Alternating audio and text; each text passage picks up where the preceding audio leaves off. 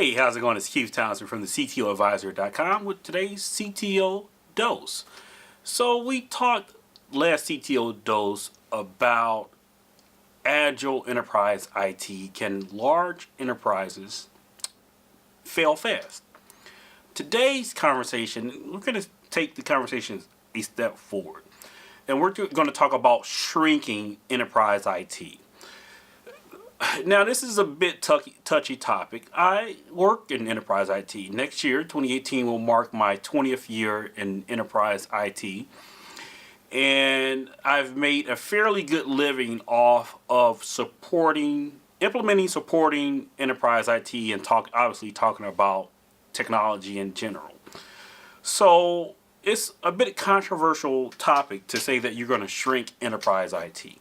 However, I think it's the natural progression of technology. Early on in the Industrial Revolution, we see that there was value in creating on-premises electricity, whether it's windmills, generator, etc.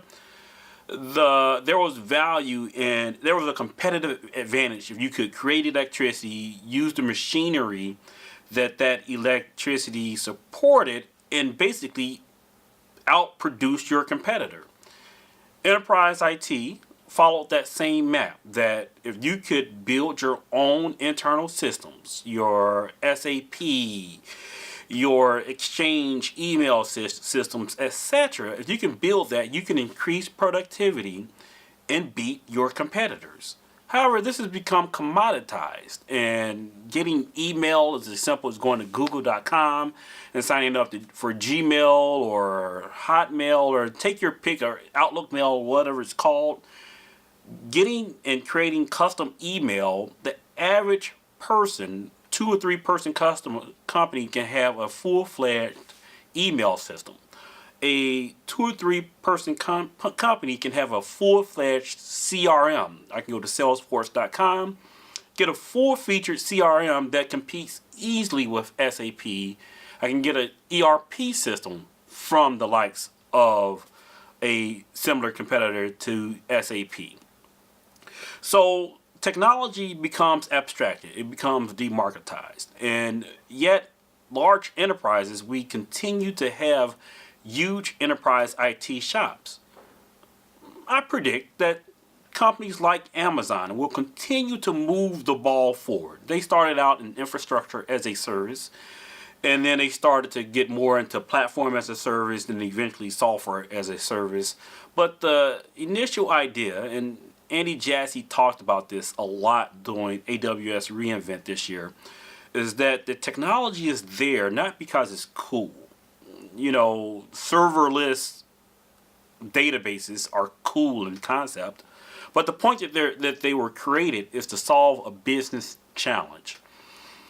And as you move technology such as machine learning, artificial intelligence, closer to the business, in which business users can just take the logic, similar to how we take Excel and create pivot tables and run entire businesses. Up until recently, my entire business was ran off of Excel. Until we take that same methodology and apply it to AI and machine learning, and take these large data sets that we can buy, these algorithms that we can buy, cut them together and get real answers to really complex business challenges directly from companies like Amazon. We'll see enterprises do that more and more. It'll start with the smaller competitors. Just with the Industrial Revolution, small competitors eventually got electrical services from utilities.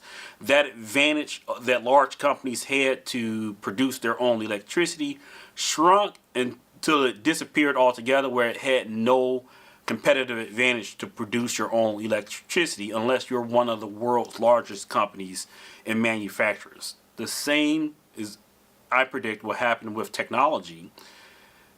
Service providers will continue to make enterprise IT so simple that will see the headcount move from IT and into the business lines directly, in which you're hiring AI specialists as part of your commercial operations versus consuming that service from a centralized IT. I know this is a controversial view, so I want to hear back from you. Push back on me. Find me on LinkedIn, Keith Townsend on LinkedIn. Let's have this conversation. I posted this on my LinkedIn profile, or on Twitter at CTO Advisor, or follow me on the web, thectoadvisor.com. I'd love to have this extended conversation with you. Until then, we'll talk to you next CTO Dose.